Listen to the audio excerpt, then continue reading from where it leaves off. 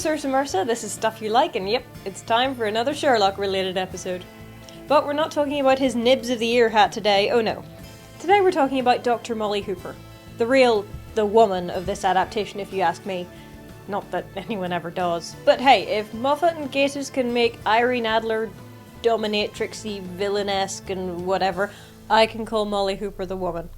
Even if she was also at one point in love with Sherlock too. She wants his body. He just wants her bodies. I mean, we've all been there, right? Anyway, why does Irene Adler gain the title of the woman in the first place? Because she's the only one worthy of it.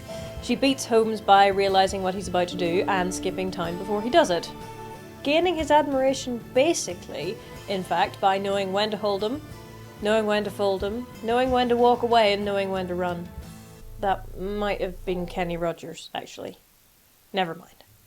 It's probably not surprising that subsequent adaptations have her as some kind of super awesome action girl. For all of the hype, she basically beats Holmes by having a lick of common sense, and that's not really very exciting. Molly, though. Molly is a heroine, and a properly three-dimensional one at that. She's flawed, she has motivations that make sense, she makes mistakes, she gives advice, and she's a person, not a role model. I mean, she sort of ends up being role model-like anyway, but not for her personality or her love of cats or indeed her love of unsuitable men, but because she takes actions for the greater good. Molly ultimately is the one that Sherlock trusts. Molly is the one he goes to for help, the one who counts, the one who sees things. You look sad when you think he can't see you. You can see me. I don't count. Someone, somewhere, was rather annoyed, I'm sure, at Molly's weak and feeble portrayal and felt that one awesome episode does not a good character make. And to that person, I have this to say. I strongly disagree with your opinion. Because I love Molly Hooper, and she is a brilliant character, and a proper, strong female character in spite of first impressions. Strong female character, a definition. Strong just means they have their own goals that move beyond, I want to do whatever the male hero wants to do, or I want to marry the male hero.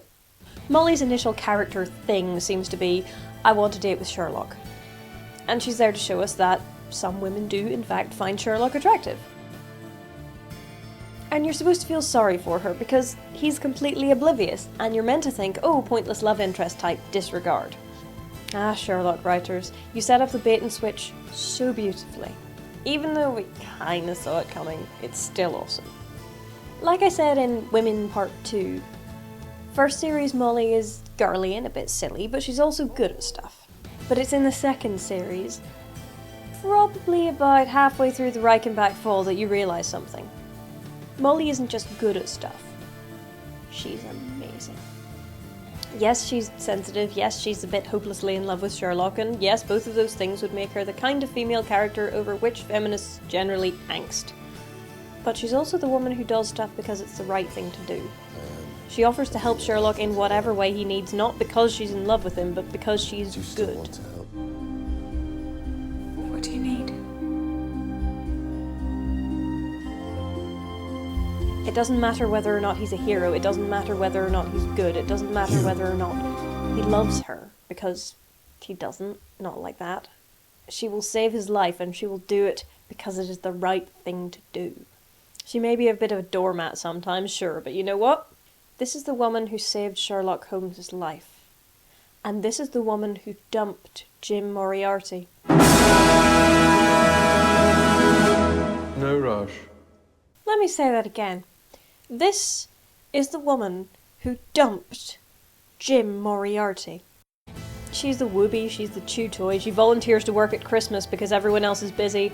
She's the woman who saved Sherlock Holmes' life and dumped Jim Moriarty. And Molly is also the one who has never wanted or needed a rescue.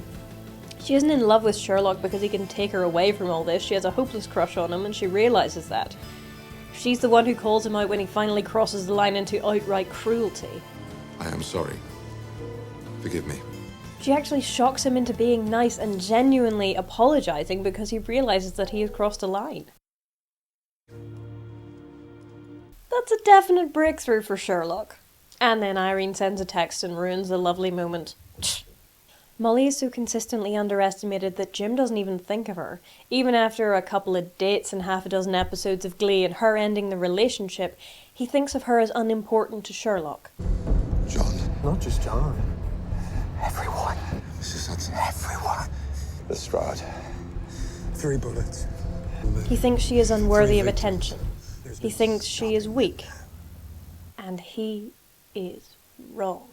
And that, ladies and gentlemen, is why Molly Hooper is awesome.